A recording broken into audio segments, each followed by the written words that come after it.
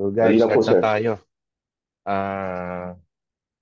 Good morning and salamat sa pag-join, and ang topic natin for today ay Australian Red Claw Crayfish Farming 101.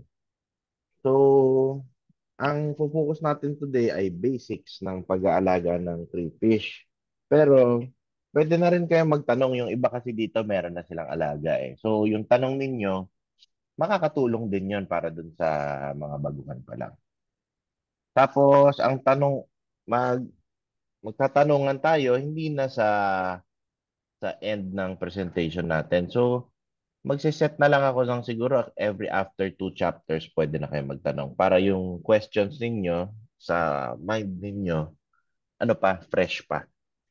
Okay, so ito tatakil natin today. So, intro, habitats and requirement, farm setup, breeding, nutrition, then disease management, hanggang harvesting and marketing, then conclusion, tapos question and answer. Pero yun nga, yung question and answer natin, every after two chapters, pwede na tayo magtanungan para malinaw pa yung, yung fresh pa yung mga tanong niyo. Okay, so pakilala muna ako guys. So ako si Joseph Miranda, ako yung owner ng Seseps Farm. Then graduate tayo sa DLSU nung 2012, 2013. Then, nag-work tayo rin after nun for 8 months lang.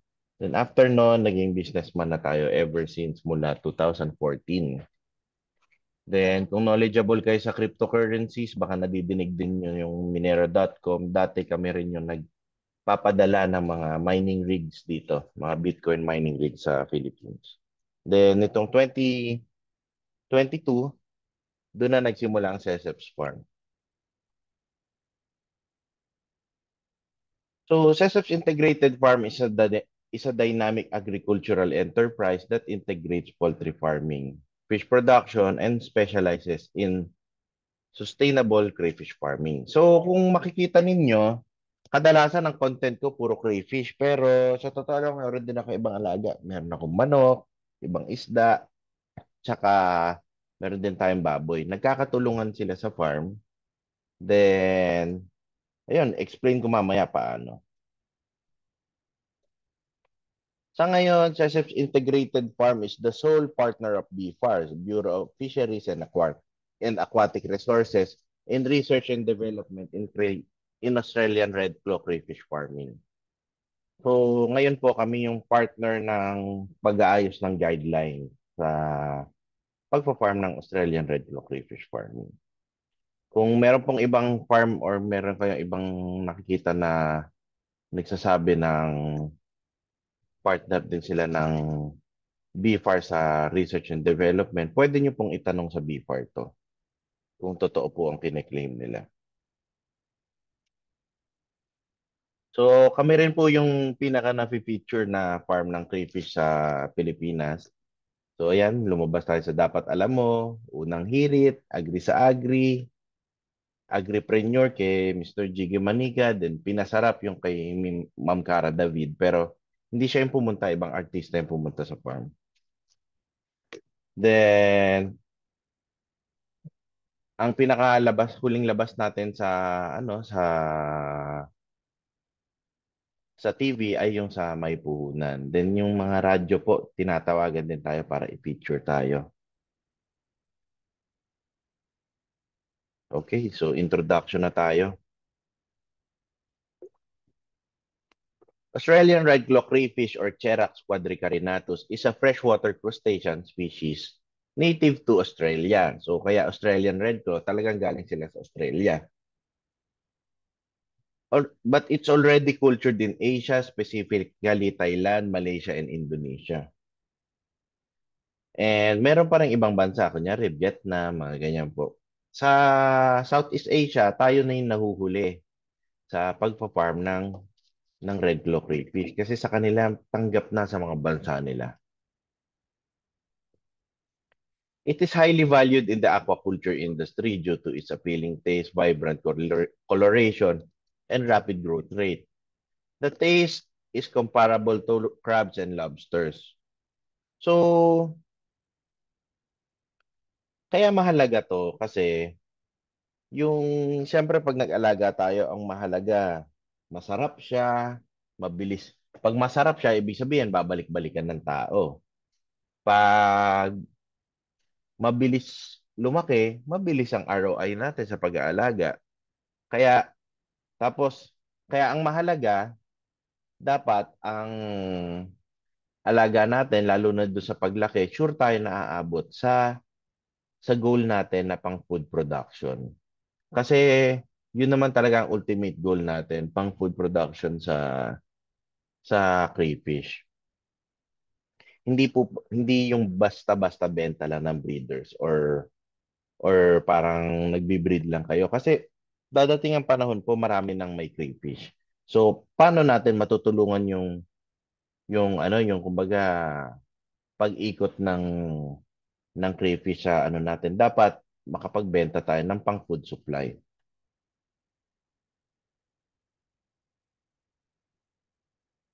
Red claw crayfish are nocturnal. Red claw crayfish Red claw crayfish are nocturnal. Nocturnal means yung active sila sa gabi.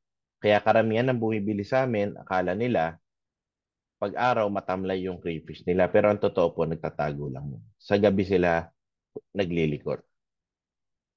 Red claw crayfish are known to be escape artists. Kasi pag escape artist, kaya sila tinatawag escape artist, kaya nilang umakyat kahit doon sa mga gilid-gilid ng pader. Basta hindi po makinis, kaya nilang akyatin yon. Kaya rin nilang akyatin yung mga host ng mga air hose. So, kaya dapat meron tayong pangtakip sa mga ganon bagay.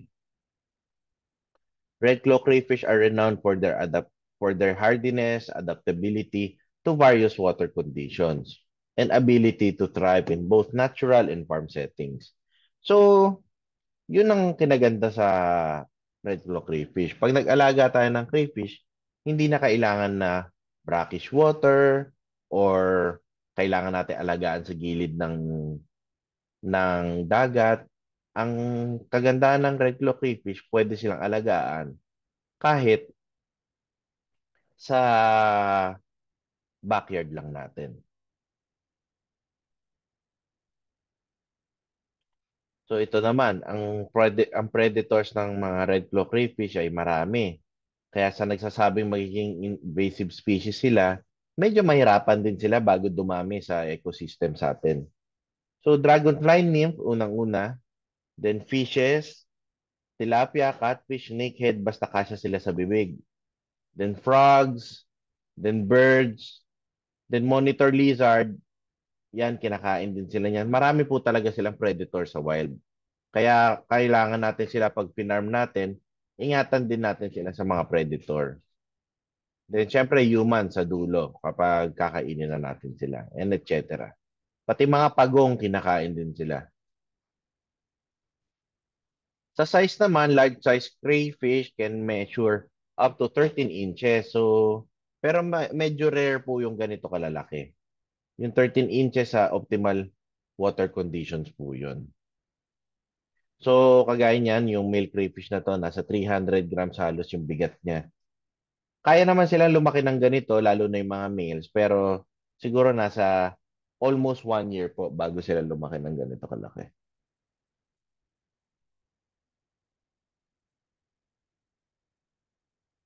Ito, makikita nyo, ito naman si Taguro po ito. Yan.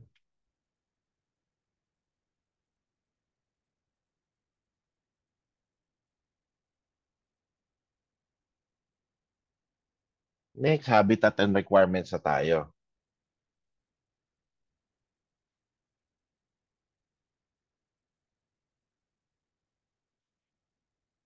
Australian red claw crayfish is naturally found in freshwater habitats across Australia, including rivers, creeks, dams, and ponds. So, mapapansin nyo, yung tinitirhan nila, gusto nila yung moving water. And pag moving water, that means na highly oxygenated yon. They prefer moving waters with abundant vegetation and ample hiding places such as submerged logs or rocks.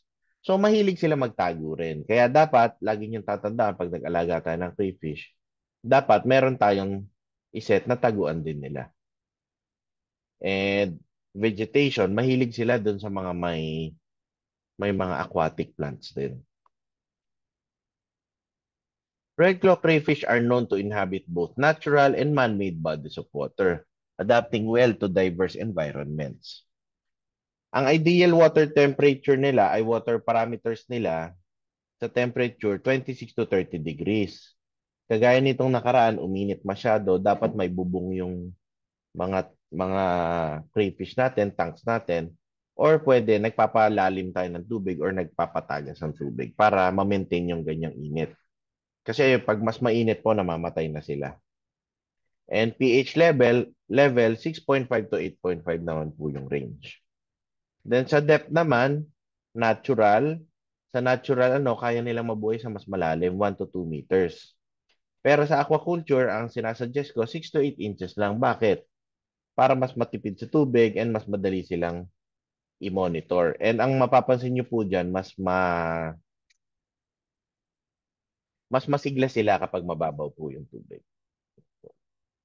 And next, chapter 3 na tayo sa crayfish farm setup. Tapos pagtapos nito, pwede na tayo magtanungan.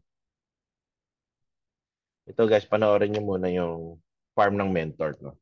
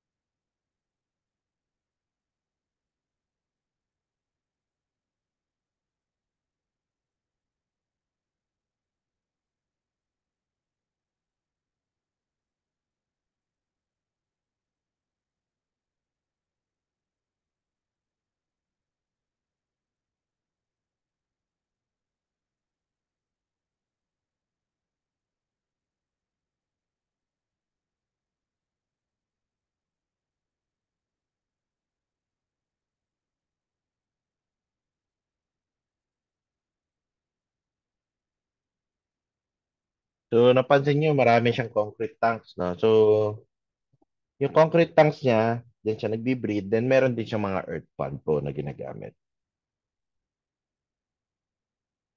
Then, sa indoor farm naman, ganito, meron din ganito.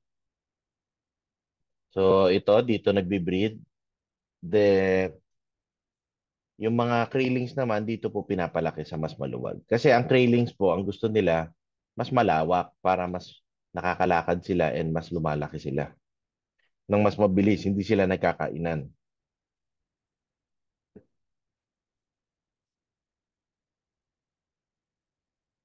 So, sa types of ponds sa tayo. Unang-una, aquarium type. So, maganda to sa mga beginners. Easier to relocate, easier to monitor. Ang cons, limited space. Siyempre, madali pong mabasag ang aquarium. And dapat po maganda ang filtration system niya pag naka-aquarium kayo.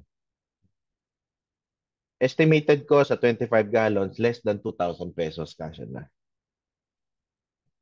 Maganda po to sa breeders. Pero ngayon po kasi wala kaming binibentang breeder. Krillings po ang ina-out namin. Sa tarpaulin type, ang kinaganda nito, mas mura, easier to produce, and mabilis ang application kasi nga, nabibili ng nakabuo na. And kaso, prone siya sa hole, syempre, trapal po yan. Pag nasipa, nabubutas.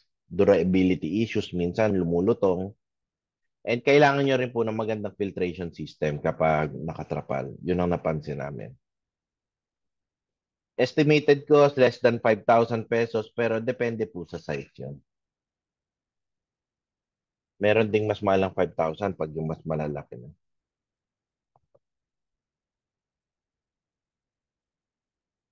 Next naman, concrete type. Ito, isang sample tank ko sa farm. So, ang kinaganda, matibay, mas madaling i-monitor i-maintain yung water quality. Ang cons naman, mas mahal. And syempre, longer time to prepare kasi mas matagal kasi may construction pa po. And syempre, nakafix na siya. Kumbaga sa mas mga seryoso na puto, nakafix siya. Hindi nagagalaw. Estimated ko sa 3x3 tank, ako, nakaka 10,000 pesos po ako. Pero depende po yun kung mahal yung gagawa sa inyo and depende sa materialis pa rin. So, things to prepare for your pond. Siyempre, dapat yung water source should be clean. Walang chlorine. Walang chlorine means dapat galing deep well and can support your water changes. So, should be prepared for 1 to 2 weeks prior. Bago kayo maglagay ng crayfish, dapat, dapat ano po, lagay nyo po sa tank ninyo muna 1 to 2 weeks na nandun para magkaroon na po ng beneficial bacteria bago gamitin. The next, pag kunyari naman po yung tubig nyo may chlorine, kailangan nyo ng chlorine eliminator or mga aqua care para po para makondisyon yung tubig ninyo agad and matanggal yung chlorine. Namamatay po kasi ang crayfish sa chlorine. Big help to if your water source is not from deep well. Pag galing sa, kunyari, may nilad or nawasa, kailangan nyo nito. Nakakatulong din to para makarecover sila sa stress.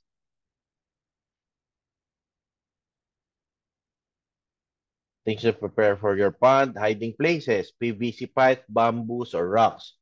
Ang isa pang pwede, yung ano po, yung egg trays, plastic egg trays. Yung pang isang tray ng itlog, 36 by itlog, pang 36 na itlog. Yung maraming butas po, gustong-gusto pong taguan ng crayfish yun. Next, aerators and water pump. So, maganda po yung may aerator and water pump. Kasi, 'di ba sabi nga natin kanina, ang gusto nila ay highly oxygenated water. So, dapat talaga meron yan. Nakakatulong to sa oxygenation, water circulation, and temperature regulation. Kasi, pag gumagalaw po yung tubig ng tangke nyo, mas malamig po. Then, filtration, water filter. Okay din to kung kunwari po, OC kayo sa pag-filter ng tubig ninyo, gaganda talaga. So, ito yung multi-stage. Makakatulong to sa ammonia control, disease prevention, and clarity and aesthetics. Siyempre, pag mas malinaw yung tubig, mas maganda. Pero ako po, ito lang gamit ko, biofoam filter. Kasi ito po, humihigop din po ito ng dumi sa tubig. Nafi-filter niya rin yung tubig. Lalo na sa krillings, dapat sa krillings, hindi po dapat malakas na water pump kasi may higop sila nun. Then, aquatic plants, ito, kung medyo naaarawan yung tangke nyo, nakakatulong to kasi nag-absorb siya ng ammonia, gives more oxygen to the water, and good to have for krillings kasi dito rin sila nagtatago and kinakain din nila yan. So, marami siyang purpose. To prepare, place all in place of all these things to your tank, water, aerator, hiding places, and aquatic plants for 1 to 2 weeks. So yun nga yung tinatawag natin pagkokondisyon ng tangke. Then test your water parameters. Kung mababa na yung ammonia, yung pH niya, okay na. Then pwede na kayo mag-start ng crayfish keeping pagtapos nun. Hindi po agad-agad para hindi rin nabibigla yung crayfish natin. So, yun po. Tapos na po tayo sa chapter 3. So, 5 to 10 minutes, tanungan po muna tayo. Chat nyo na lang po yung tanong ninyo. Sasagutin ko po.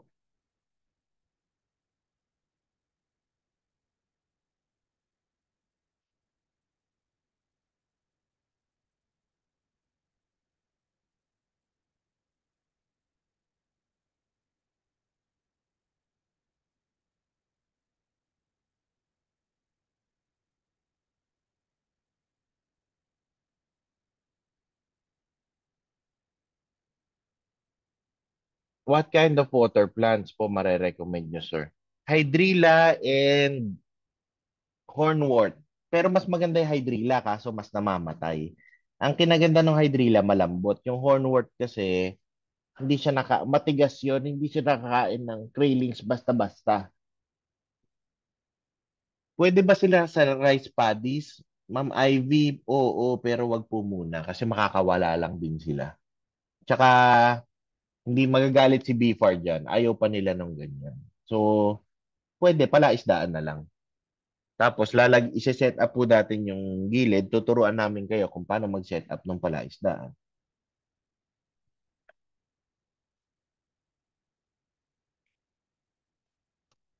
Kasi pag nakawala po sa palayan yan, hindi na natin sila makokontrol.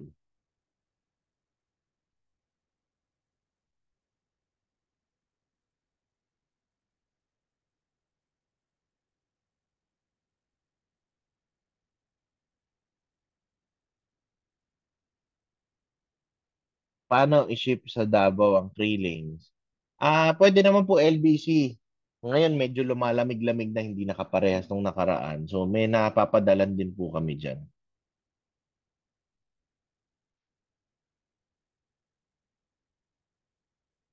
Can they survive sa biyahe? Kaya naman kahit 7 days sa biyahe. Sa permit, medyo hindi pa kami binibigyan ng permit sa LTP. Ayaw ni BFAR pa magbigay ng LTP. Kaya LBC muna. Pwede rin naman ipadala naman pwede po i-pick up ninyo yung power or ng water pump aerator, ano po basis? Ang basis ko diyan, ang laging ginagamit ko, kunyari, ano bang laki ng tangke mo? Kunyari, pang 75 gallons. Laging yung binibili ko, yung mas lagpas ng 25%. Kunyari, pang 100 gallons, bibilin ko para sure ball na kaya. Hindi underpower.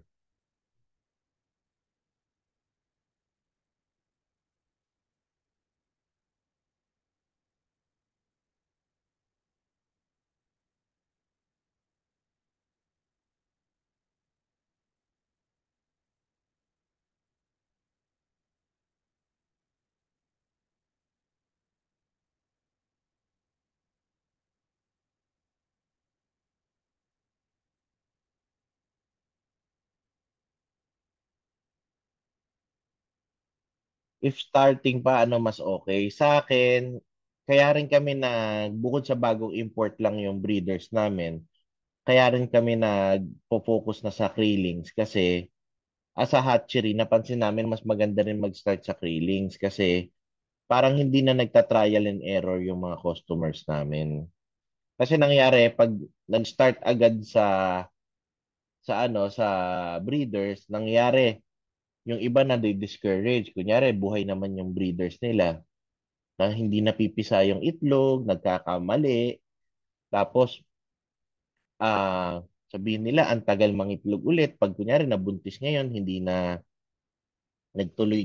na hatch yung itlog.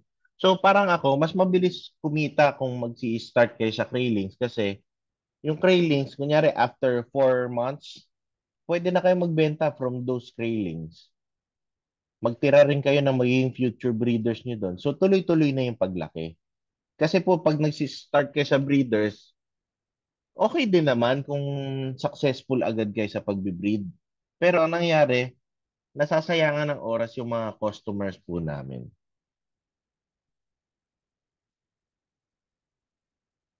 May sample picture or video kayo nung centralized ang aerator and pump if aquarium or trapal pond. Sir Lex, hindi kami nagse-centralize aerator and filtration. Alam mo bakit? Kunyari, meron kang tatlong tangke na lang. Kunwari, tatlong tangke. Tapos, nagkasakit yung isang tangke. Kung naka-centralize ka, maghahawaan sila. So, kaya ako, medyo magastos lang sa aerator, ay sa pump, water pump. So, kada tangke may isa ko. Pero pag mga krillings naman, aerator lang gamit ko. Naka-centralized aerator ako kasi yung aerator naman binubuga lang yung hangin eh. Hindi nag-iikot ng tubig. So, yung centralized na water pump, hindi ako gumagamit. Ano ideal number to start? Size of tank? Ma'am Ivy, depende po sa ano kasi. So, kunyari, low budget muna. Sa akin, yung 200 krillings po, yun ang minimum namin. 200 krillings, tapos ang size ng tank mo nun, dapat nasa 4 to 6 square meters.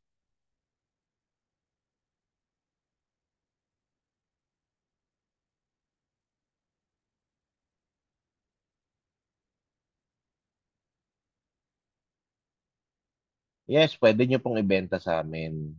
Pwede nyo pong ibenta sa amin. Yun talaga ang goal ko. Kasi pag binenta nyo sa amin yan, magfo-focus kayo sa pagpapalaki na lang po. Pwede po. Basta ma-meet po yung standards. Kasi ito, hindi naman sa ayaw kong bumili kayo sa iba. Kasi na-try ko na po yung iba-ibang crayfish eh. Pag bumili po kayo doon sa mas mura, makikita nyo naman matagal po lumaki yun. So nakamura kayo pero mas matagal pong marireach yung pangkain or gusto nyong size. Kaya ako po, ang pinopost ko ay yung sure ako na lumalaki. Sir, yung 200 pieces Kraylings, 4 to 6 square meters, gaano karami ang water? Pag Kraylings, kahit 4 inches lang yan, pwede na. 4 inches lang yung tubig. Ang customers namin na nag start sa Kraylings, napansin namin talagang tuloy-tuloy yung progress nila. Kumbaga, pinapalaki nila din on their fourth month, nagbi-breed na rin ng mag-isa yung mga crayfish nila. So sort nyo na lang yun. Mamimili kayo ng gusto nyong breeder sa future.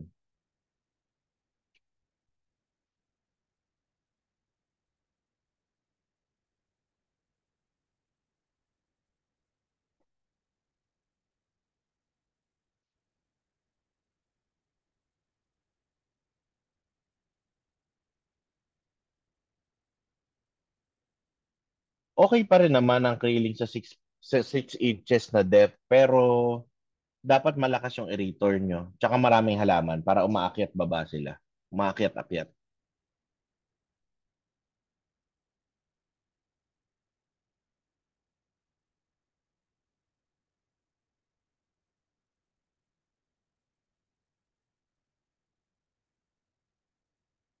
Oo, para ROI agad yon Sir Lex. Pero ang goal diyan, 'di ba yung ganito? Kunyari bumili kayo ng 200 pieces na krillings. Huwag niyo ibenta lahat sa akin 'yon.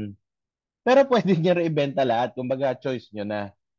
Ang gawin niyo, magtira kayo ng magiging breeders niyo sa future. So, kumabig na kayo within 4 months or 3 months pa lang, tapos meron pang natira sa inyo, magbi-breed na po 'yun. 'Di ba? Talagang tuloy-tuloy na 'yan pag ganun. Gaano kalakas ang aerator for 200 pieces? Hindi ko kaalam kasi yung tawag sa ano, wait lang, hanap ako ng picture. Sesend ko dito.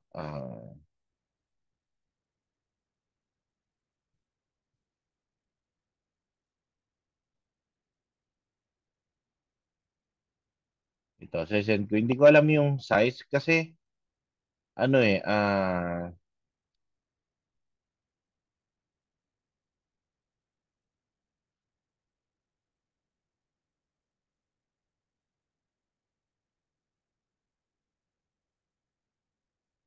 kasi ang ginagamit ko po puro mas kumbaga mas malaki na hindi pang 200 pieces lang, sorry.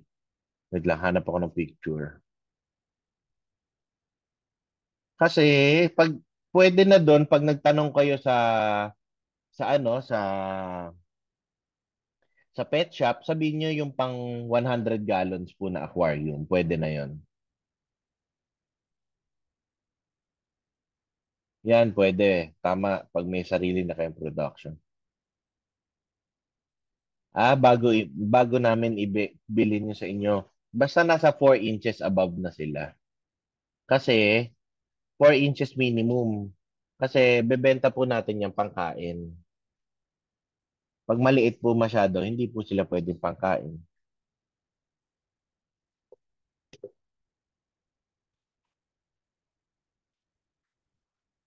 3 by 8 feet na pond.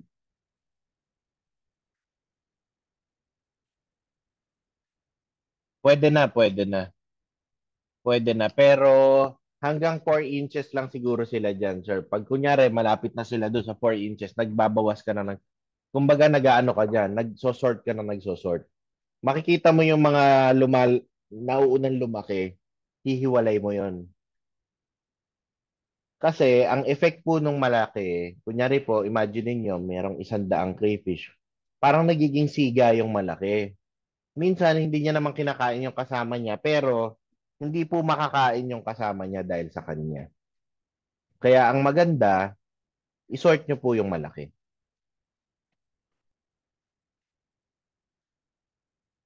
Ano po, ngayon, ako yung 3,000 per kilo po yan. 2,500 to 3,000. Yung binibenta ko po ngayon, 3,500 per kilo kasi meron akong sumobrang malalaking galing nung sa Indonesia po. Pero kadalasan po dyan, ang average ngayon, 2,500 to 3, 2,500 to 3,000. Siguro within this year, magiging ganyan pa yan. Mga by next year, mas bababa na ng konti.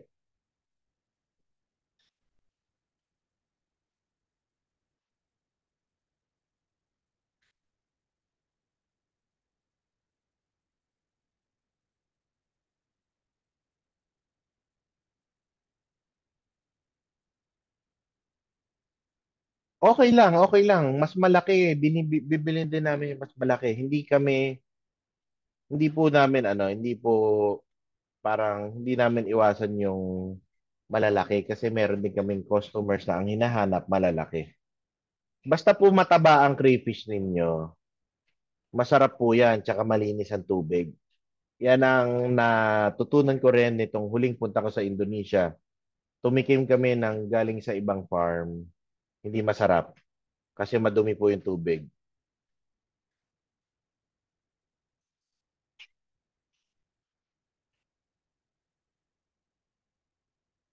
Makikita nyo po sa ilalim, yung parang ito po, tingnan nyo itong nasa picture, ito po. Yan. Pagpayat po yung crayfish, flat na flat yan. Ito, yung laman na to. Yan. Hindi yung itlog yung laman na yan. Tsaka sa sipit din, makikita nyo yung sipit. Pag parang matalas yung sipit, maliit. Pag mataba po yung crayfish, makikita nyo agad. Siyempre, panalo rin yung matabang crayfish kapag sa timbangan.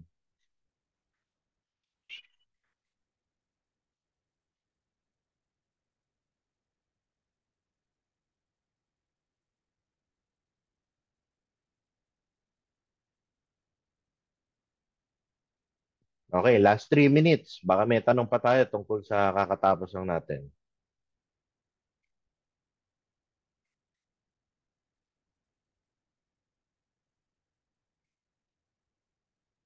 Sa feeds ng crayfish, mamaya sabihin ko, pero yung binibenta namin, effective talaga.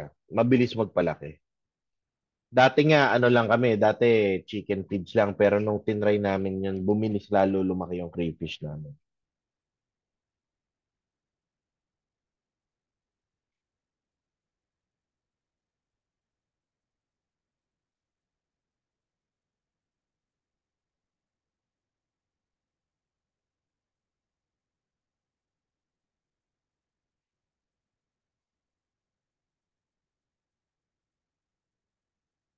Yung pakain po ng krillings, mabebenta, bibilin ba sa local market na feed? Sa ngayon, wala. Yung gamit namin, wala pa. Doon pa lang sa TikTok shop namin. So, magpapadala po tayo ulit ng mas marami para makapagbenta na kami ng per kilo. Can we visit your farm personally? Pwede naman po. Mag-schedule na lang po kayo. And nag-seminar naman po kayo.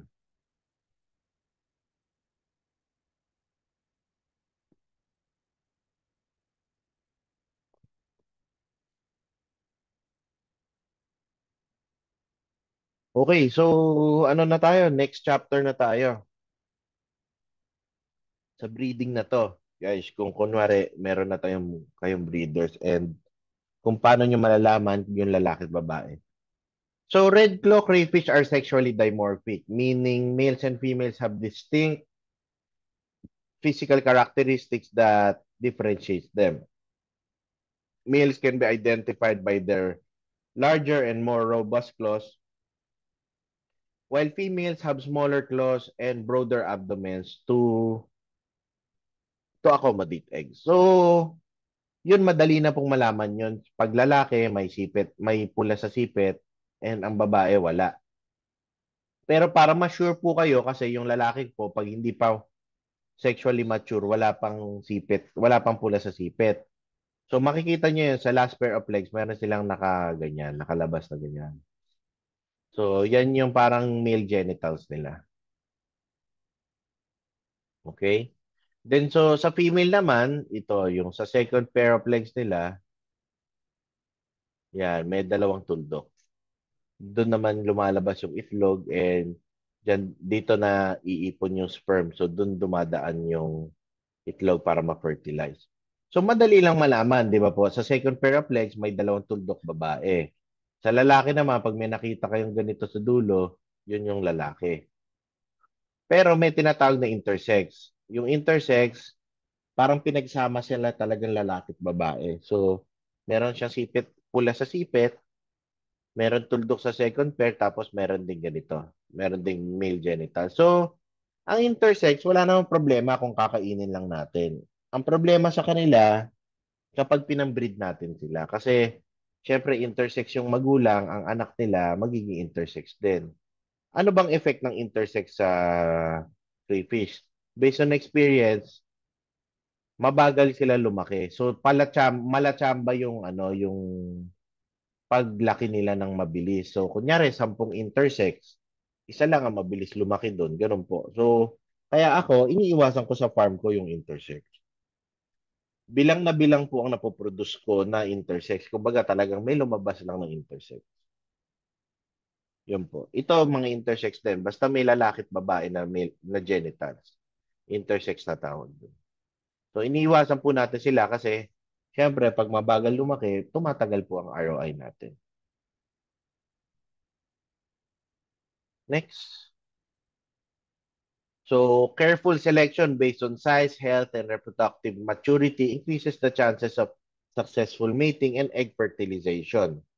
Creating a suitable breeding environment with ample hiding places such as PVC pipes, shelters, encourages courtship and mating behavior. So, kaya sinasabi ko, dapat yung setup natin kumpleto para mas masipag sila mag-mate. Red claw crayfish breeding can be stimulated by manipulating water temperature. So, yun, kapag mainit po yung panahon, mas masipag sila mag-breed. Yun ang napansin namin and based on experience din. So, ngayon, wala na tayong problema kasi sobrang init nga sa atin. Pero pag malamig po yung lugar ninyo or yung panahon, pwede po maglagay kayo ng heater. Set nyo lang sa 28 degrees or 29, pwede na. Then, on average, red claw crayfish typically become sexually mature between 4 to 6 months of age. Pero guys, minsan 3 months pa lang may nagbi-breed na. So, factors such as food availability, water quality, and temperature can influence the rate of growth and maturity. Siyempre, dapat magandang pakain natin and siyempre yung pag-aalaga, tama rin. It takes 6 to 10 weeks to hatch their eggs. So, yan, 6 to 10 weeks bago mapisa yung itlog nila. Pero meron pong mga nanay na mabilis magpisa, kaya 6 weeks lang napipisa na. In intensive breeding, buried females are isolated in individual compartments or small boxes to prevent stress and promote successful egg incubation, providing a controlled environment for optimal development and survival of the offspring.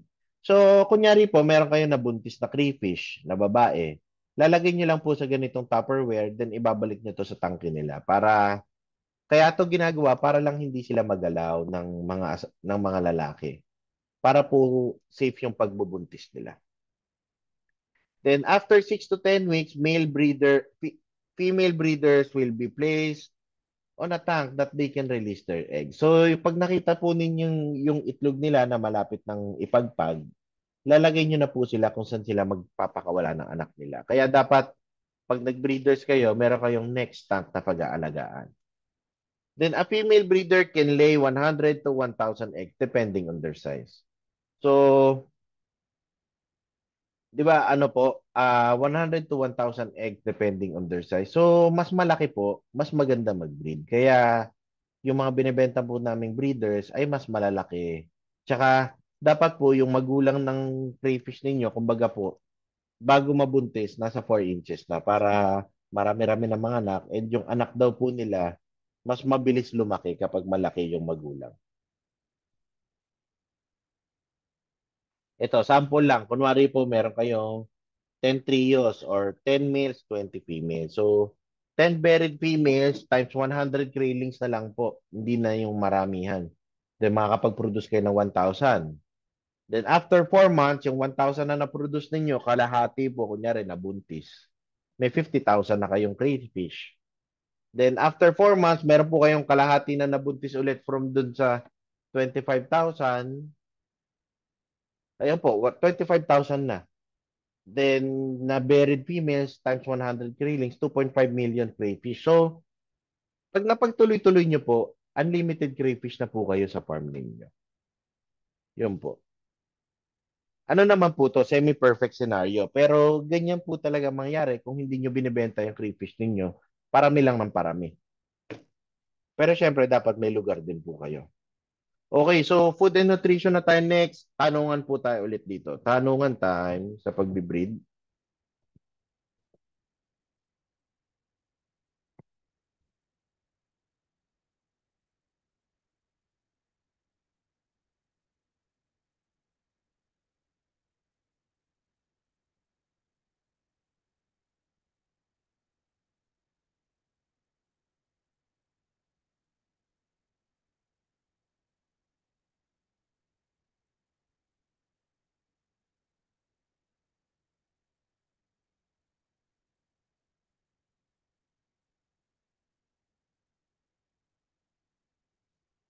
May video demo po how to breed. Hindi na po kailangan ng video demo ang pagbe-breed, ma'am.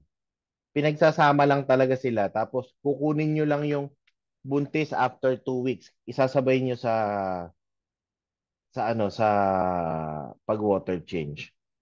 Kung gusto nyo po ng ano, siguro po after few months magre-release kami ng ano ng personal na on-site training po, on-site training. Pero syempre po iba po yung rate niyo.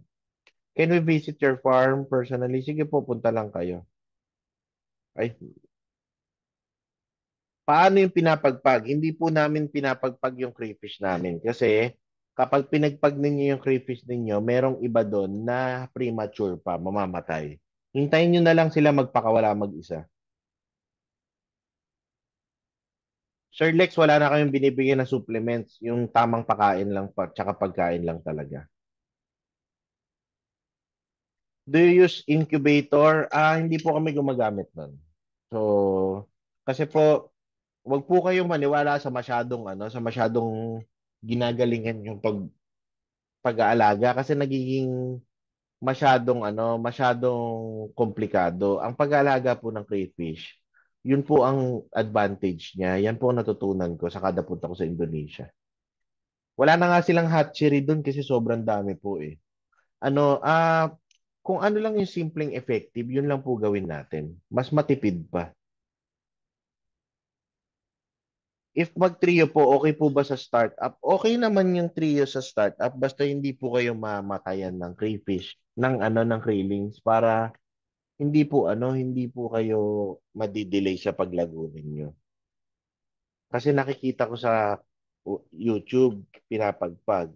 Yun nga po, ako dati ginawa ko rin yun, pero napansin ko, mas maraming nabubuhay kapag hindi pinapagpag.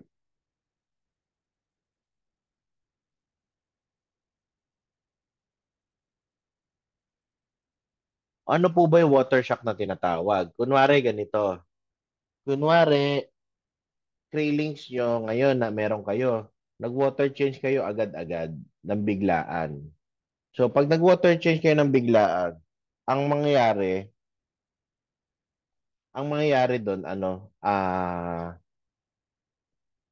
yun, literal na water shock. Masya-shock sila doon sa water. So, iba yung water parameters, biglang mainit or biglang malamig, mamamatay sila. And pwedeng yung ilalagay yung tubig, ano tawag doon, mababa ang oxygen concentration or dissolved oxygen. So, mamamatay sila. Kaya pag nag-water change, maganda yung pa 50-50% lang.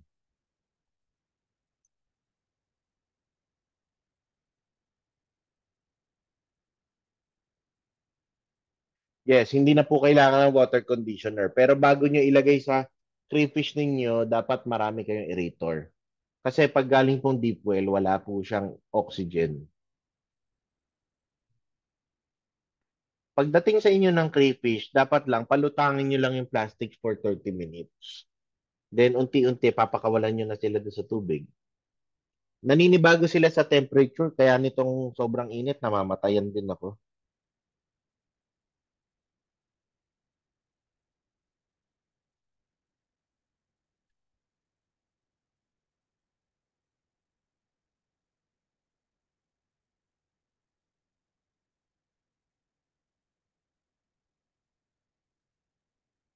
2 weeks before ipa-aerator ang deep well. Hindi na po 2 weeks. Ano lang, parang ahead lang ng kunyari 1 hour po.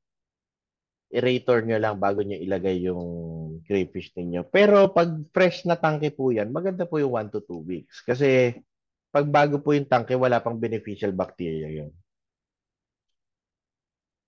Ang krillings po, ito pang advantage. Mas magaling po silang umadapt kaysa sa malalaking crayfish. So, kaya mas tuloy-tuloy yung progress ng mga customers din namin pag naka-krillings.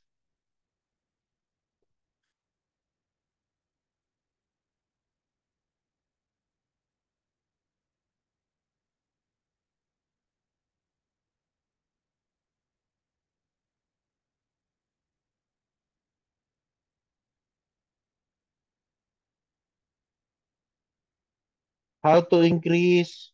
Paandarin niyo yung tank ninyo ng ahead and yung sa totoo lang yung mga halaman naglalabas din sila ng beneficial bacteria kasi galing po yan sa kunyari sa ilog or what. Pwede rin maglagay kayo ng ako hindi ko nga lang pala pinopost to. Maglagay kayo na naglalagay kami ng konting lupa. Yes, azola pwede po.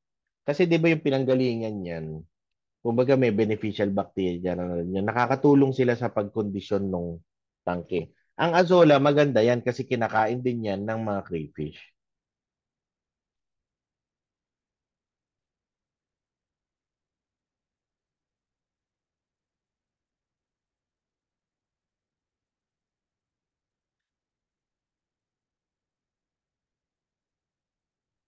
₱200 po ng krillings. 200 pieces.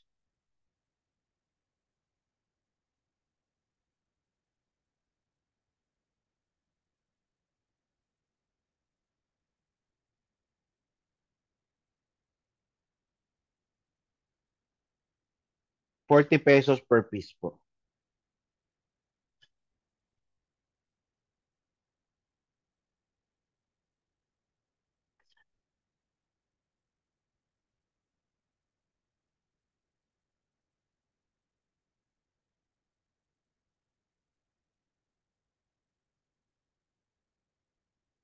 40 pesos per piece. So, ito po, yung sa breeding, kasi po ito yung pang basic po itong seminar ko na to. So, ito pwede pag sinave nyo, magagamit nyo po yung ano dito after 3 months ng cravings. How deep? Konting-konti lang po yung lupa. Ilalagay nyo lang kunyari po sa gilid o kaya sa gitna. Hindi nyo po pupunuin yung buong tangke para hindi lumubog. Hindi po maging malalim, hindi maging burak.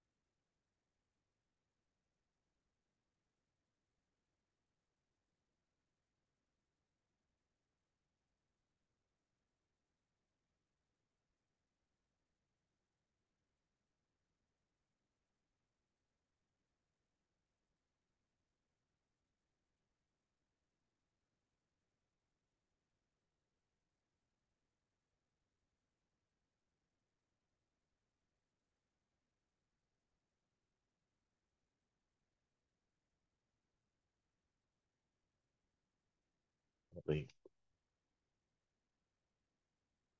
Yung pan po ba, Wait lang ah. Yung pan po ba may bubong? Ako may bubong ako, sa totoo lang. Kasi kagaya ngayon parang patag-ulan na. Kadalasan yung tag-ulan yung ulan may acid rain. So nakakasira ng water parameter siya. Okay naman pag may bubong. Pag wala, nakakatulong din yung mga water lily, yung mga halaman sa pag-absorb nun. Magkano po per piece na binibili nyo? Hindi po kami per piece bumili ng crayfish. Per kilo po. Kasi kahit po lalaki lang benta nyo sa amin, okay lang. Kasi pangkain po yan. Hindi ba sila required na dapat na arawan din? Ah, nakakatulong yung naaarawan sa lahat pala. Pero hindi dapat rektang-rekta. Dapat may shade. Nakita namin, mas mabilis silang lumaki kapag naaarawan. Is it okay po na flowing filtered water? Okay yun, sir, yung setup mo. Okay yan. Basta ang ensure mo lang, yung railings mo, hindi may higop ng water pump mo.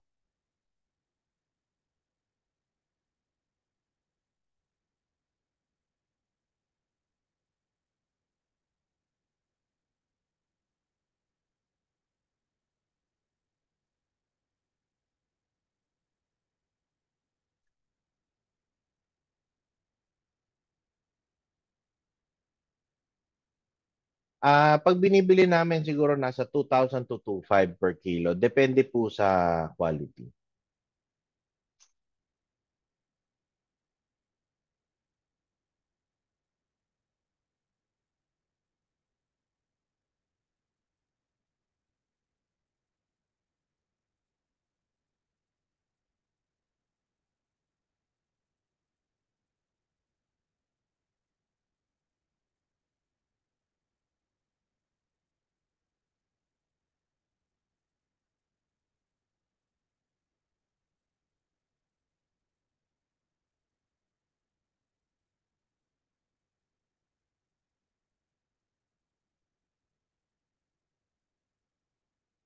Mga ilang pieces per kilo sa 4 inches, nasa ano yan?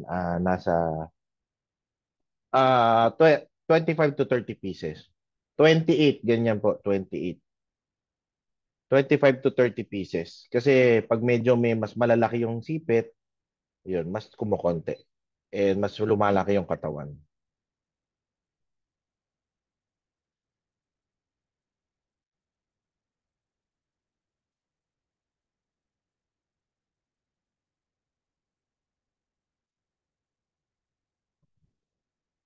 Okay, so lang po.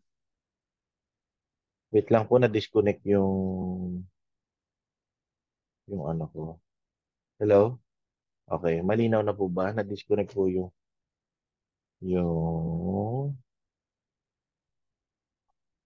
mic ko. Okay, so chapter 5, food and nutrition. So, red claw crayfish are omnivorous. So, ang omnivorous, guys, kahit ano kinakain nila, plant or animals. Kaya, kung ano ang nasa harap ng crayfish, kakainin talaga nila. Proper nutrition and feeding practices are vital for the growth, health, and productivity of red claw crayfish farming. So, kaya mahalaga po talaga na tama yung pinapakain natin. Dapat high protein lagi. Feeding frequency and amount should be adjusted based on crayfish size and behavior. So, mas lumalaki sila, syempre ina-adjust natin yung pakain and nakikita rin natin minsan may araw na hindi sila matakaw. So, a-adjust din tayo doon. So, red claw crayfish are typically provided with high protein feeds, including chicken feeds and sinking fish feeds. Hindi ko pa kasi na-update to. Pero yun nga, may binibenta kami na talagang crayfish specialized feeds na to. So, red claw crayfish have a relatively low feed intake, kaya maganda sila alagaan, matipid sila sa feeds. Ikumpara mo sa tilapia, sa hito, lahat. So, yun ang napansin ko sa crayfish. Akala ko nga hindi na sila lalaki, ganun sila katipid. Overfeeding should be avoided as it can lead to water quality issues and waste accumulation. So, ang pagpapakain natin, kada hapon lang, 5 to 6 p.m. ng hapon, and Sa totoo lang, mahirap sukatin yung bigat kasi sobrang hina nila kumain. Parang ang pakain namin kada crayfish, yung gamit namin feeds ngayon, limang butel kada crayfish. So, ayun. So, bakit ini-emphasize ko yung high protein? Kasi kapag pinakain nyo na ang crayfish ninyo, hindi high in protein, para tayo nagsasayang ng oras. Kasi mabilis lumaki ang crayfish. So pag pinakain natin sila ng kunyari gulay na hindi high in protein, parang dinidelay natin yung paglaki nila. Akala natin nakakatipid tayo, pero ang totoo hindi tayo nakakatipid doon. Kasi yung oras nga hindi natin kayang bilhin, guys, di ba? Kung mas mapabilis natin yung paglaki ng crayfish, mas mabilis natin silang mabibenta. Kaya kung tatanungin niyo ako, nagpapakain ba ako ng talbos, ganyan, hindi na. Kasi ang pinapakain ko sa kanila, puro feeds lang, tsaka puro animal protein. Isda, itlog. Minsan po pinapakain ko rin sila ng manok. Yung PO2 okay naman yan, pero mas mababa siya ng 4% dun sa 4% protein dun sa feeds na binebenta namin ngayon. Pero okay yan, mabilis din lumaki ang crayfish dyan. High in protein naman yan.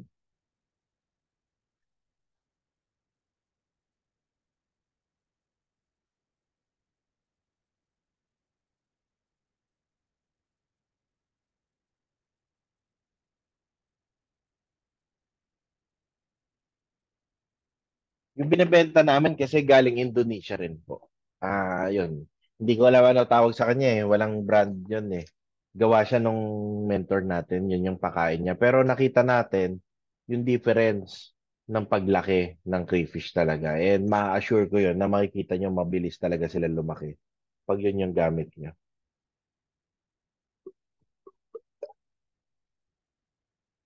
Yung railings po ba rekta na ilagay sa pond or kailangan muna pwede nang irekta sa pond basta hindi bigla yung pagpakawala nyo. Kunyari, palutangin nyo muna yung railings ng 30 minutes kasi para mag-stabilize yung water nung paglalagyan nila tsaka doon sa tubig ng nasa plastic nila.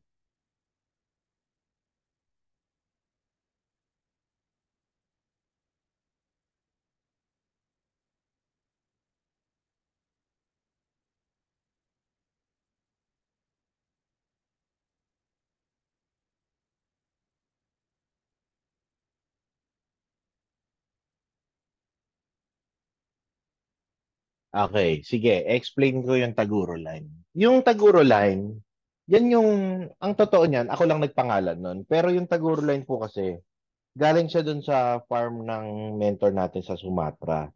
Kahit siya mismo, meron siyang iba-ibang quality ng crayfish.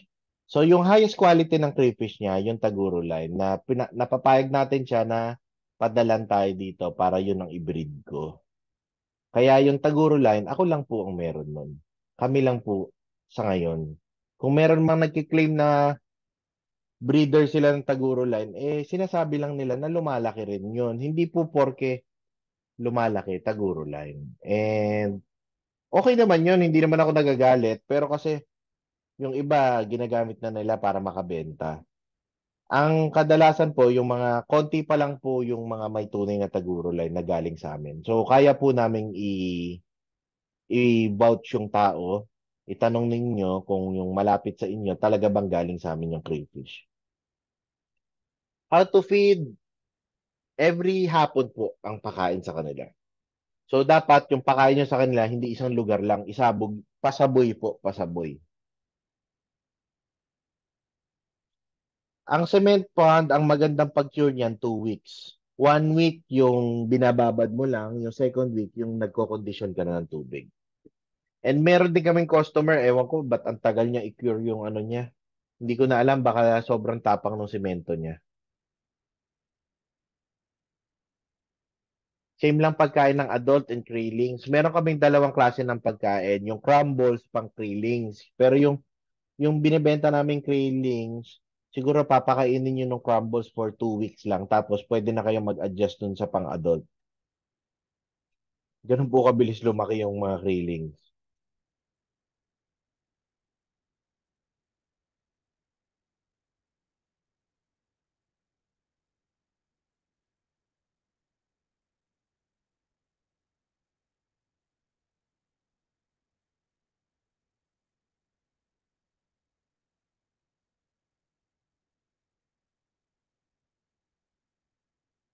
Yung Kraylings, ang binibenta namin every 350 grams, 200 pesos. So medyo mahal pa siya sa ngayon kasi yung unang pinadala konti lang eh. So yung susunod na shipment ko, mas mura na per kilo na benta natin.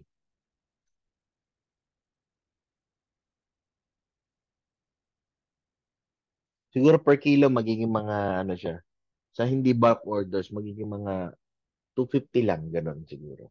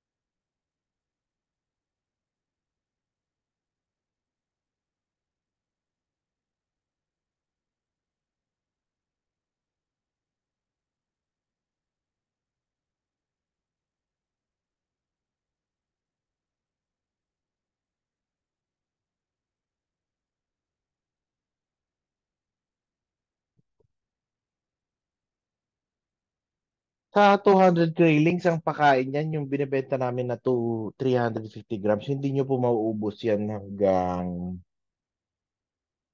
mauubos nyo yung 350 grams hanggang 4 months na. Mga ganun po sila kahina kumain. So, 350 pesos, mga 3 to 4 months yung gagamitin yun.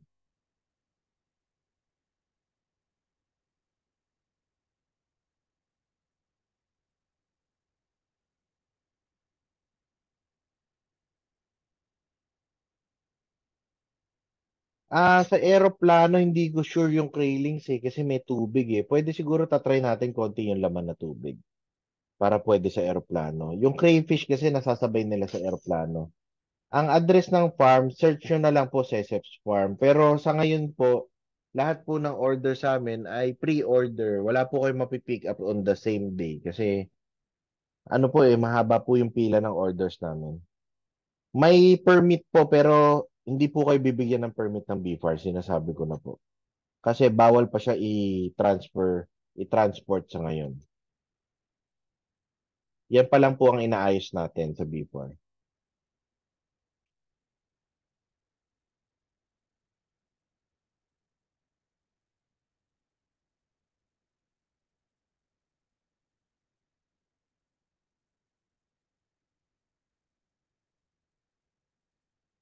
Kailan po ulit ng trailings ninyo? Sa ngayon, pag umorder kayo, June 15 to 30 yun nilalagay naming date. Pero, ano po yun? Pero, pag naparami po yung papisa namin, kayang mapaaga yun. Saan po ba kayo, Ma'am Ivy?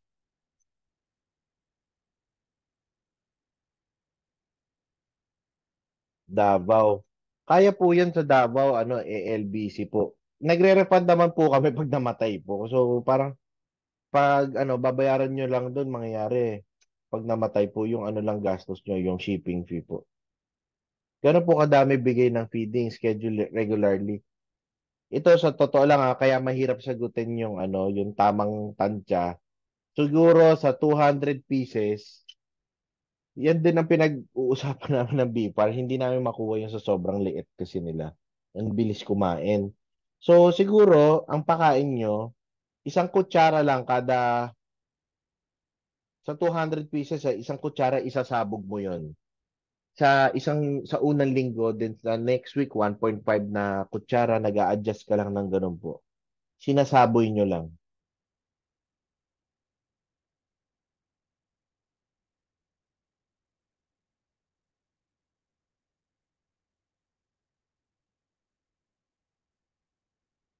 Kaya mahalaga po maraming halaman yung sa krillings kasi kinakain din nila yung halaman. And yung halaman po, humihigop naman ng ammonia.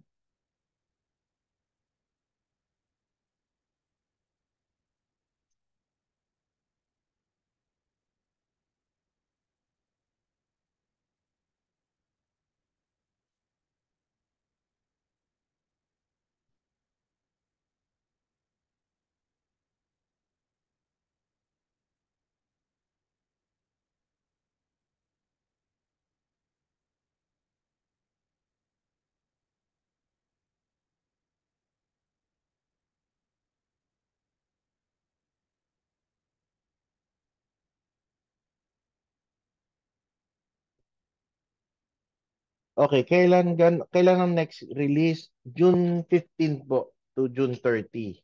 Kumbaga kung may bago kayong tangke, sakto lang po 'yun. Naka-ready na po 'yung tangke ninyo. Pero pwede pong mapaaga 'yon. So pre-order basis po 'yung Krailings namin sa ngayon. Okay, so ay nabasa. So move na tayo sa sa disease management. So sa disease management, guys, ito maikli lang tong slide sa chapter na to. Kailangan nyo lang ng condition ng isolation tank. So, ang common disease ng crayfish ay fin rot, bacterial infections, parasitic infections, and nutritional deficiencies. So, due to deficiencies, kaya sila nagkakasakit din minsan pag mali ang pakain natin. Parang tao lang din, parang ibang hayop. So, kailangan natin ng isolation tank. Ang gagawin natin, parehas lang din halos ang ginagawa sa pag-cure and prevent. Sa cure muna tayo. So, may isolation tank tayo. Yung isolation tank natin, kunyari may nakita tayong may sakit, hihiwalay niya lang yung may sakit, then papatakan nyo nitong mga gamot na to dun sa isolation tank. So, ang ano nito, meron tong sariling sukat nakalagay naman sa bottle nila. So, yun yung susundin nyo lang. Then 7 days dun yung crayfish. Kapag na-survive niya yung sakit niya, pwede nyo nang ibalik ulit siya. Tapos yung main tank naman, lagyan nyo lang ng main methylene blue habang ginagamot nyo yung sure na may sakit. So, yun.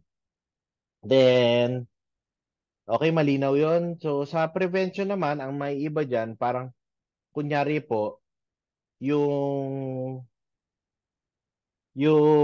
ano tawag doon, yung sa prevention, kunwari, bumili kayo ng bagong crayfish, pero meron na kayo naunang crayfish. Para sure kayo na hindi mahawa, magkahawaan sila, dapat yung bagong crayfish, i-isolate nyo muna ng 7 days din na kung paano yung ginagawa nyo dito sa cure. Ganun din, lalagyan nyo lang ng sakit, ng gamot sa sakit. So, pag na-isolate nyo yun, then buhay sila for 7 days, pwede nyo na silang pagsamahin. Kasi meron pong nakukuhang sakit din yung mga crayfish sa iba-ibang lugar. So, paano malalaman na may sakit ang crayfish? Yung tanong ni Ma'am Ivy, ayan, kadalasan may sugat yung mga buntot, may parang nabubulok, ganyan. And makikita nyo matamlay sila. Ang mahirap malaman sa crayfish kung anong klaseng sakit kasi wala naman tayong lab sa bahay natin or sa farm. So, kaya ang gamot natin ginagamit ay panglahatan na. Okay. Then, syempre, ang isang prevention natin ay water change every week or depends on the status of your water. Water change for buried females every 2 to 3 days. 2 to 3 days pag buried females. Then apply methylene blue every water change for fungus prevention. Yun lang, madali lang siya. So, dapat meron din kayo ng mga gamot na yun sa farm ninyo para kumpleto po.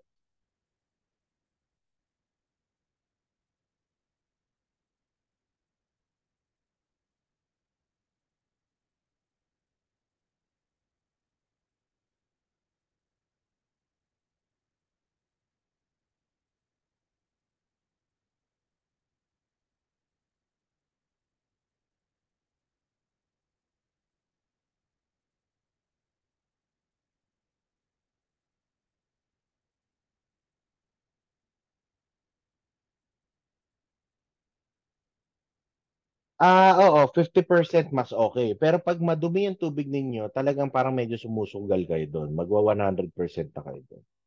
50% pang yung ano lang, kumbaga kahit wala silang sakit, 50%. Pag madumi yung tubig, magwa 100% kayo kasi yung bacteria kinakamatay ng crayfish din po talaga.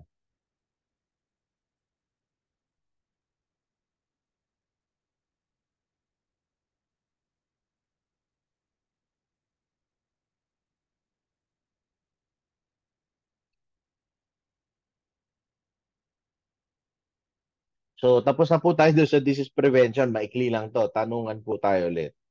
5 minutes.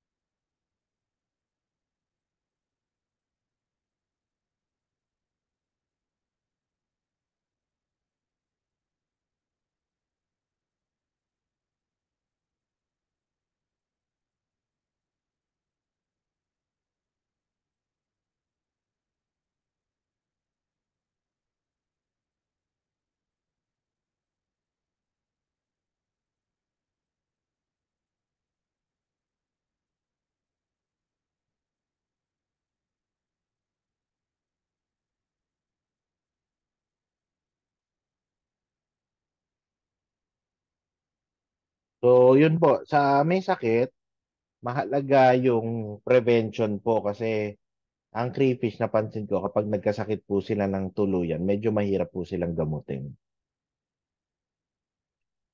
Ang magandang oras ng pag-water change, yung medyo hindi mainit para ano, medyo pahapon or sa umaga para hindi sila naninibago masyado.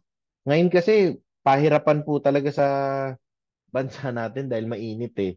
Nagkakaproblema rin talaga sila yung tubig mo sa kunyari yung galing sa pump or sa tangke nyo mas malamig eh yung tubig nilang pinanggalingan mas mainit. So medyo na-stress po sila doon.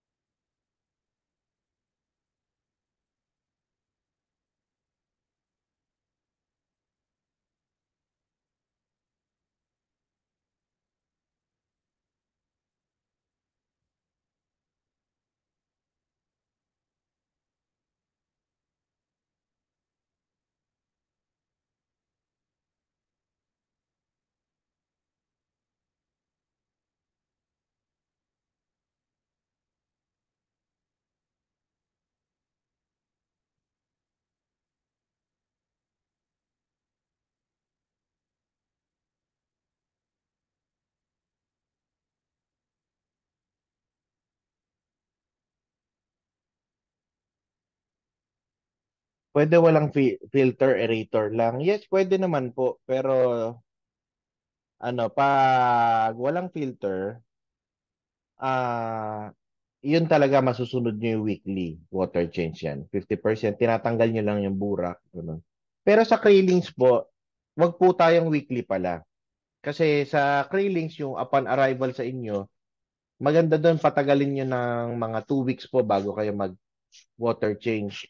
Talagang alalay lang sa pakain kasi mabilis ma-water shock po yung krillings. So, 2 weeks muna bago magpalit ng 50%. Pag galing deep well, yes, pwedeng diretso na, pero dapat may rami kayong aerator.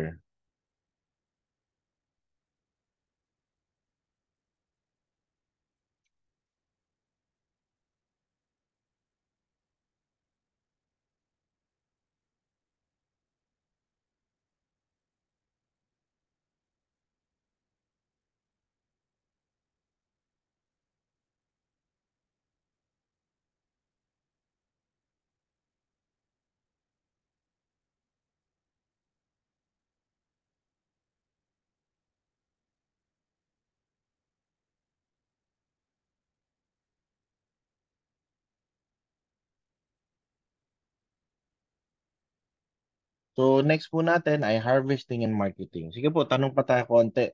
So, patapos na po tayo.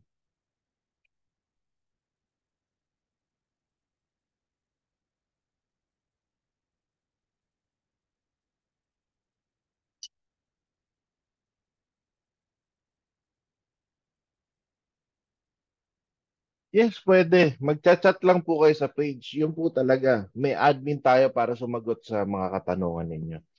Pero syempre ko, dapat customer namin kayo. Meron po kasi nagtatanong sa amin, sa iba bumili, sa amin nagtanong, tapos sa amin magpapaturo rin. Kawawa naman ako.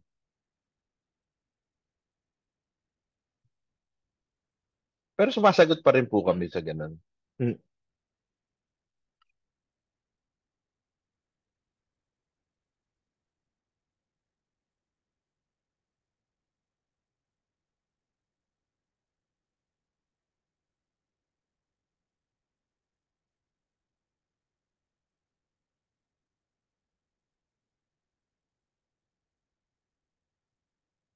Okay, yung ginagamit for water replacement, halimbawa, nasa water tank, ilan days po to cure for with proper medication bago gamitin yung water.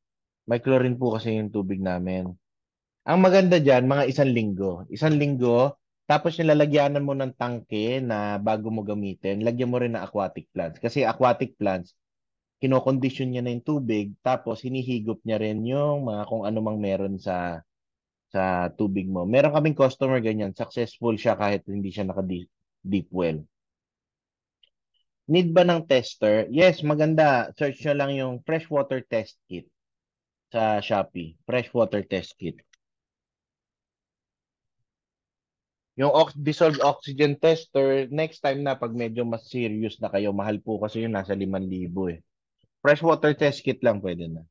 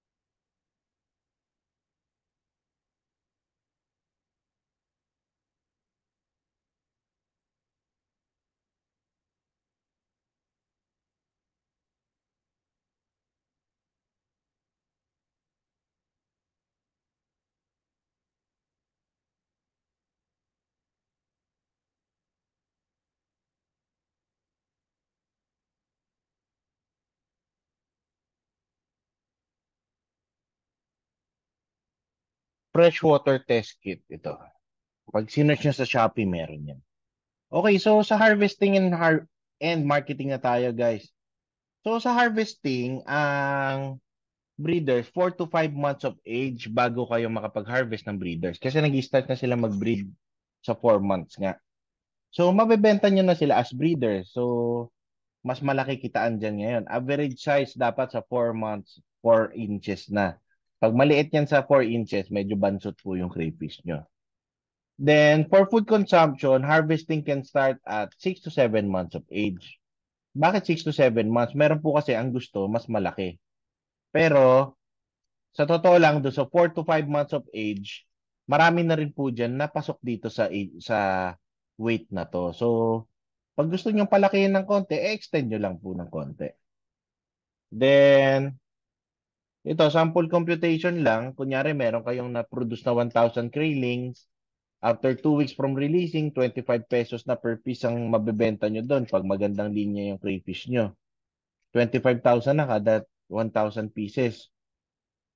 Then after 5 months from releasing, 40 pieces per kilo na, 3,000 per kilo. SRP po to 75,000 na. Then kung gusto nyo pang lumaki, 6 to 7 months, 25 pieces per kilo na lang yung, kunyari 1,000 pieces pa rin yung crayfish nyo, 120,000 po yun.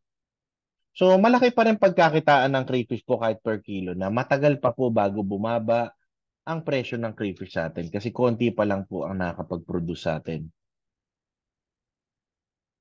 Then sa marketing for breeders, we market our products online. Then our partner farmers can sell their items to us. Tulong din po namin yan. And for food consumption, ganun din. Online, mina-market namin. Then naghahanap po kami ng restaurants or kami mismo ang nagluluto na ng crayfish sa mga may order sa amin.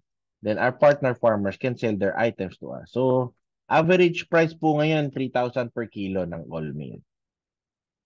Then, ito po sa ibang bansa, makikita nyo, nagpo-frozen na rin po sila ng crayfish. Yan, sa Indonesia po to. Then, pang ano po yan, pang export po. Then, next, conclusion na tayo. So, understanding the species' natural habitat, water parameters, and breeding cycle is crucial for successful farming. Napag-usapan po natin yan. Then intensive breeding techniques and proper nutrition contributes to crayfish growth while managing their behaviors ensures containment and safety. Maintaining water quality, employing aerators and filtration systems, and implementing disease management protocols are essential for crayfish health. Then, guys, red claw crayfish farming in the Philippines is a very, very promising investment opportunity. New market and few farmers. And the demand for red claw crayfish exceeds the current supply. So, kung isipin nyo, lagi po, di ba, pag nakauna, panalo po tayo. Malaki ang opportunity manalo. Ngayon po talaga maaga pa rin ng crayfish farming. So, Para sa akin, napakagandang opportunity niya, pasukin po. Basta intindihin nyo lang and huwag kayong mainip kung paano sila pagkakitaan. Alamin nyo yung ins and outs ng ng business. Kikita po kayo dito. And tutulungan naman po namin din kayo. Yun po. So, okay. Q&A na tayo. Tanungan po tayo bago matapos ang ating webinar.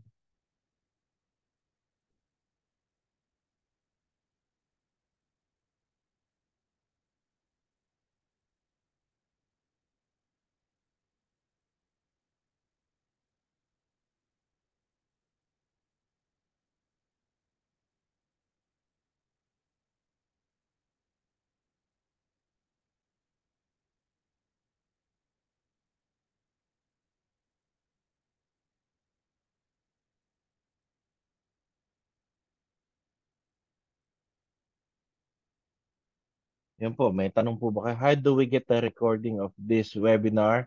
Sesend po namin to sa email ninyo. Sesend po namin.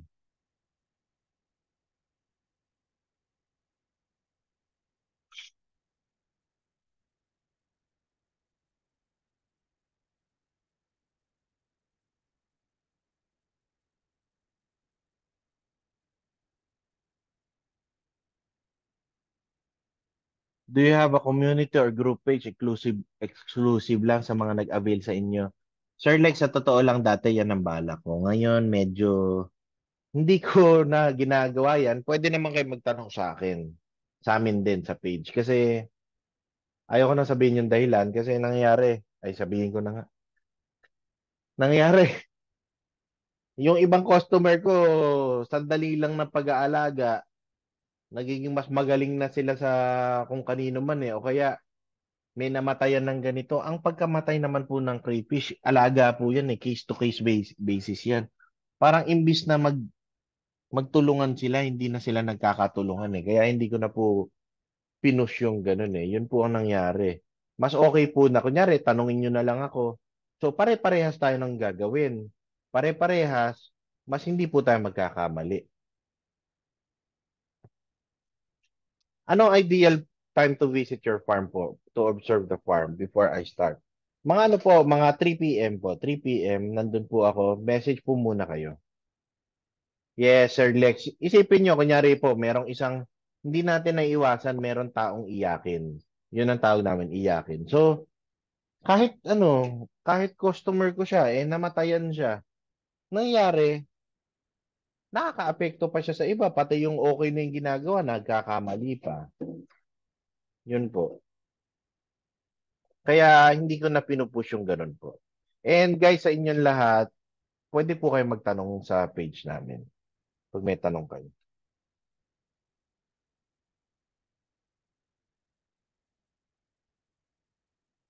Sige, last questions po. Mga 5 minutes pa. Grabe, si ma'am magbubuk pa ng flight. May promo ang Cebu Pack ngayon. Chesep's Farm po lang, check nyo sa Waze. Santa Maria, Bulacan. Pulong Buhangin, Barangay Pulong Buhangin. Sa Davao po, meron kaming customer dyan na napapadalhan. Kaso po, nitong tag-init, hindi kami nag-ship. Pero ngayon kasi parang lumalamig na, umuulan na nga dito ngayon eh. Pwede naman po mag-chat lang kayo. Kunyari po, Sabado po, Sabado pwede. Lagi po ako nandun ng Sabado. Kasi hindi po ako dun nakatira sa farm.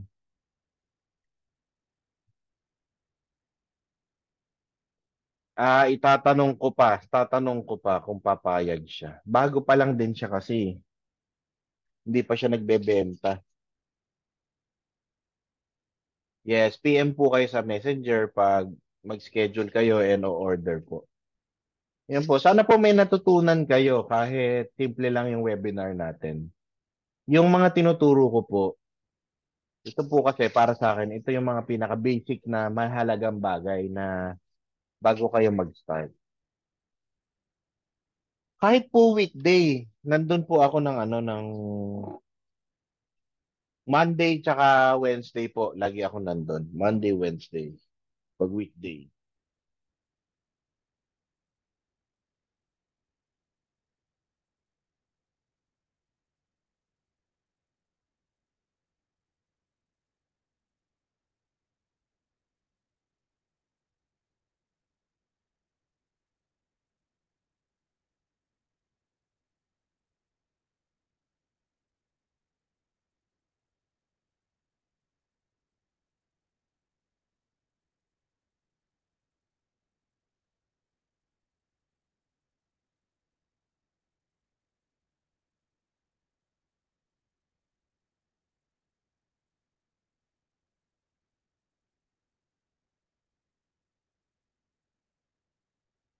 Ayun, June or July.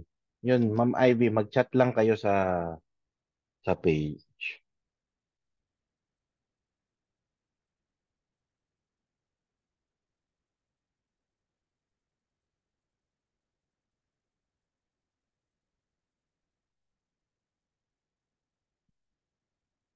Sa iba po, may questions pa po ba tayo? Last 2 minutes po.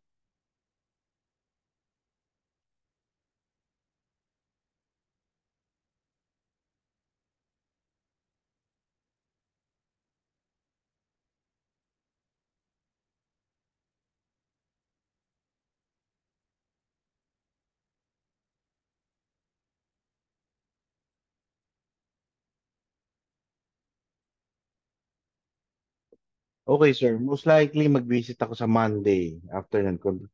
Yes, message lang po kayo, Sir Omar. Malapit lang si Sir Omar.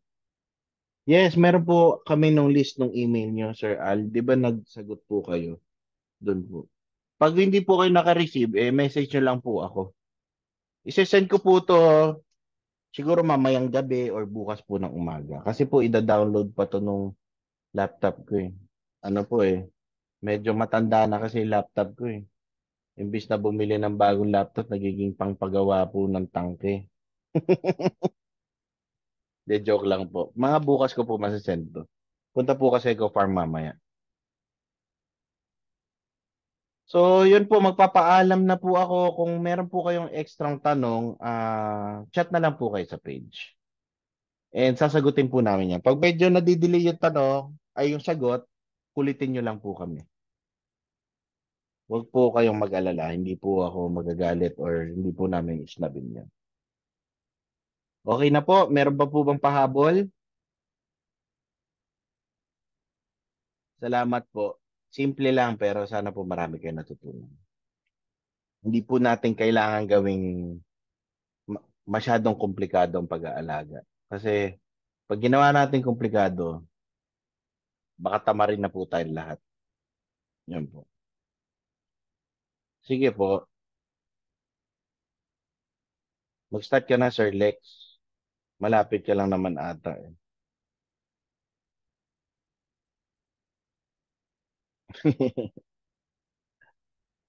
Sige po. So, i-end ko na po yung yung session. Salamat po. Chat na lang po kayo sa dagdag tanong.